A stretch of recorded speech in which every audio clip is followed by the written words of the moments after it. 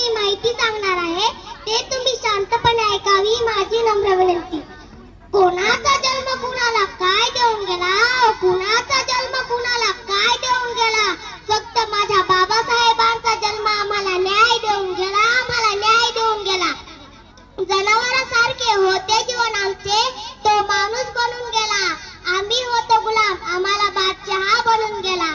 सन्माननीय व्यासपीठावरील मान्यवर, वंदनीय उपस्थित मित्र मैत्रिणींनो, मानवी हक्काचे केवारी, जागतिक दर्जाचे भारतीय अर्थशास्त्रज्ञ, कायदे पंडित, राजनीतिक लेखक, समाज सुधारक, स्वातंत्र्य भारताचे पहिले कायदे मंत्री, संविधानाचे जनक, बोधिसत्व पूज्य डॉक्टर बाबासाहेब आंबेडकर यांच्या जयंतीदिनी मी सर्वांना मंगलमय शुभकामना देते.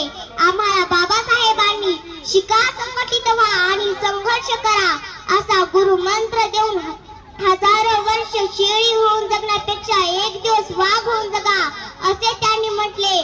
कोणी म्हणतात बाबासाहेबांनी आम्हाला काय दिले, तर मी नाही म्हणू शकत, परंतु संपूर्ण जग साक्षीला आहे की त्यांनी संपूर्ण कुटुंबातील नागरिक सुरक्षित आर्थिक सामाजिक जीवन स्वातंत्र्याने जगण आहे.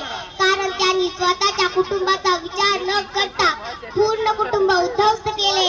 ते म्हणजे भारतीय संविधानातून सर्वांना समानतेची वागणूक देऊन स्त्रियांना हक्क, मजुरांना हक्क, शेतकऱ्यांना हक्क, शेती धोरण, आया निर्यात धोरण ठरवून भारतीय लोकांना सुरक्षित ठेवले.